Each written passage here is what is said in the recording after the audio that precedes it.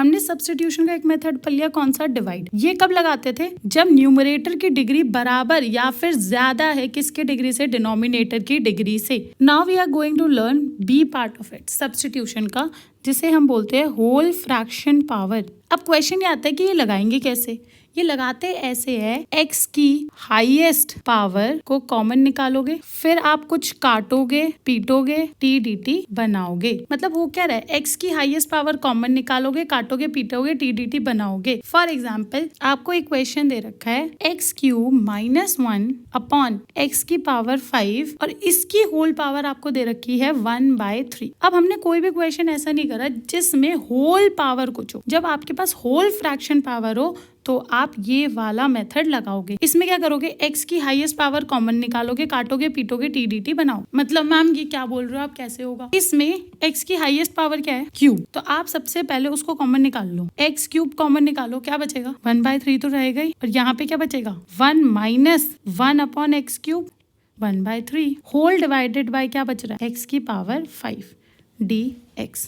ठीक है, अब ऊपर हमारे पास इस वाले 3 से ये वाला 3 कट गया, आपके पास बचेगा x, ब्रैकेट में बचेगा 1 - x की पावर -3 की पावर 1/3 अपॉन x5 dx। तो हम बोल सकते हैं कि ये वाले एक x से ये वाला एक x कट गया तो 4 ही x बचे नीचे। तो आपके पास बचेगा 1 - x की पावर -3 की होल पावर 1/3 अपॉन x की पावर 4 dx, राइट। आप ना इसको पूरे को t मान लो। हम क्या कर रहे हैं, let t is equal to 1 - x की पावर -3। आप इसको with respect to x differentiate कर दो, तो dt by dx is equals to 1 को डिफरेंशिएट करोगे विद रिस्पेक्ट टू x तो क्या आएगा, 0 माइनस ऐसे ही रहेगा। x की पावर n का क्या होता है फॉर्मूला, n x की पावर n-1। अगर हमें y दे रखा होता था x की पावर n तो dy बाई dx क्या होता था, n x की पावर n-1। तो हमने यहाँ पे भी तो यही करा है, n क्या है, -3, तो -3 x की power -3 -1 dt by dx is equals to -3 x की पावर -4, माइनस माइनस पॉजिटिव हो जाएगा तो आप क्या आएगा, dt by dx is equals to 3 x की पावर -4। तो आप बोल सकते हो dt by dx is equals to 3 by X की पावर 4। हम सब्सटीट्यूट किसको कर रहे हैं, dt by 3 is equals to dx by X की पावर 4। Got it. तो बेसिकली ये जो हमें दे रखा था, हम इसकी जगह अब क्या लिख सकते हैं, is equals to integration of 1 - x³ को हमने क्या माना था, t। हम इसकी जगह क्या माना था, t तो माना था, t की पावर क्या है 1/3 और इसकी जगह dx बाय x बाय 4 की जगह हम क्या लिख सकते हैं, dt बाय 3। हम यहाँ पे लिख सकते हैं dt बाय 3। 1/3 बाहर आ जाएगा, x की पावर n। अब ये जो t है ये x ही तो हो गया है ना, तो आप क्या बोल सकते हो, x की power n+1 upon n+1 plus c is equals to 1/3 t की power 4/3 upon 4/3 plus c।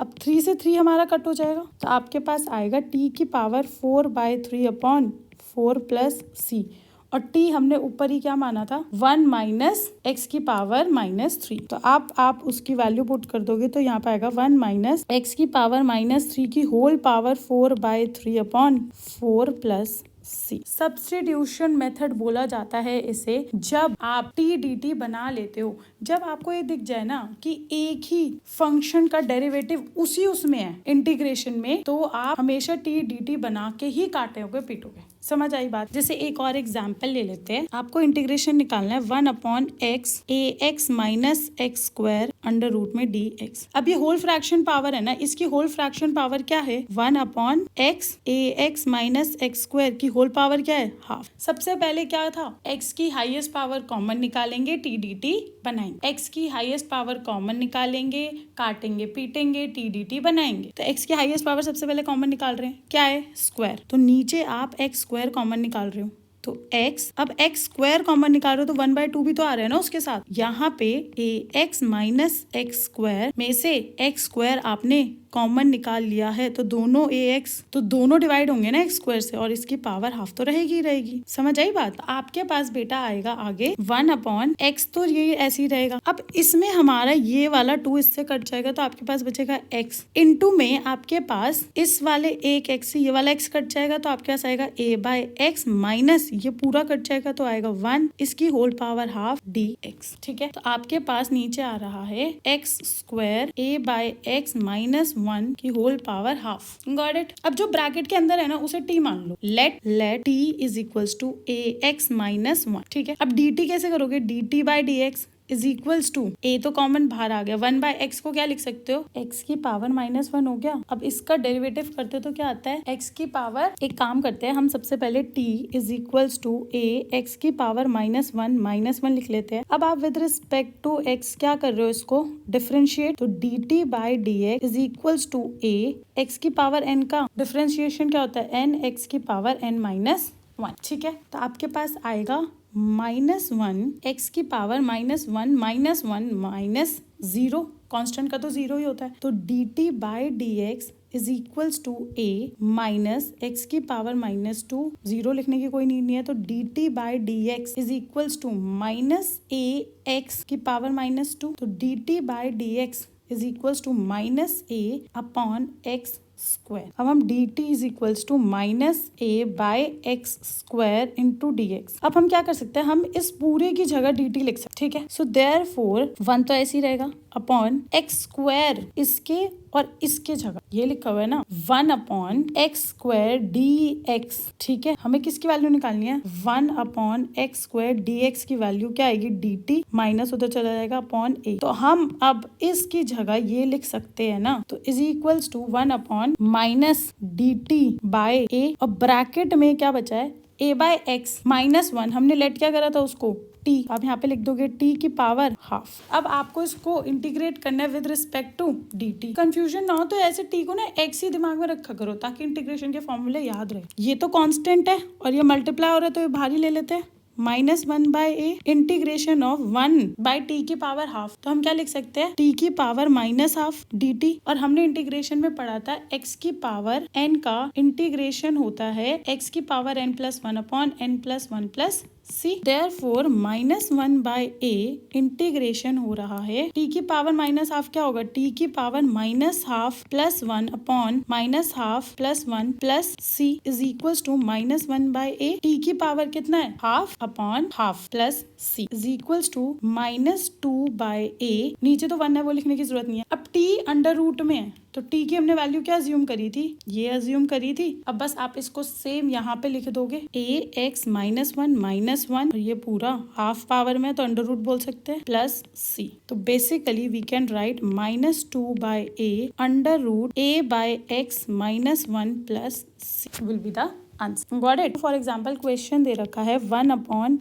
X square x की पावर 4 प्लस 1 3/4 dx। सबसे पहले हम कॉमन निकाल रहे हैं क्योंकि होल पावर में, तो x स्क्वायर अंदर से हम x की पावर 4 कॉमन निकालेंगे, 3/4 उसी के साथ आएगा और अंदर बचेगा x की पावर 4 प्लस 1। पूरा डिवाइड हो रहा है किससे? x की पावर 4 से और इसकी होल पावर है 3/4 dx equals to 1 upon X square. ये हमारा बच के 4 से 4 कट जाएगा तो क्या आएगा? x cube. राइट, और ब्रैकेट में हमारा बचेगा 1 प्लस एक्स की power -4 3/4 dx is equals to integration of 1 upon, अब जब बेस सेम होते हैं तो पावर ऐड हो जाती है, तो यहाँ पे बेस सेम है पावर ऐड हो जाएगी, तो x की पावर 5 1 प्लस एक्स की पावर -4 3/4 dx। राइट, अब हम क्या कर रहे हैं? Let t is equals to 1 plus x की पावर -4, तो dt इज इक्वल्स -4 एक्स की पावर -5 राइट dx। तो हम क्या बोल सकते हैं? dt/4 is equals to X की पावर -5 dx और ये माइनस भी हम ऑपोजिट साइड ही ले जाते हैं। अब हम dx x की पावर -5 इन दोनों की जगह हम क्या लिखेंगे? -dt/4 is equals to -dt/4 1/4 है ना, तो वो भारी ले लेते हैं। अब बचता क्या हमारा अंदर? 1 अपॉन 1 प्लस एक्स की पावर -4 को हमने क्या लिया था? t, तो हम बोल सकते हैं t की power 3/4 which can further be written as 1 upon 4 integration t की पावर -3/4 dt। अब आप इसको नॉर्मल इंटीग्रेट कर दोगे तो आपके पास आएगा -1/4 t की power -3/4 plus 1 upon -3/4 plus 1 plus c, क्योंकि हमें पता है integration of x power n dx is equals to x की power n plus 1 upon n plus 1 plus c is equals to -1/4 t की पावर 1/4 अपॉन 1/4 प्लस c। अब ये वाला 4 जो है वो इस वाले 4 से कट जाएगा, right? So we will be getting minus t हमने क्या अज्यूम करा था, 1 प्लस एक्स की पावर -4, 1 प्लस एक्स की पावर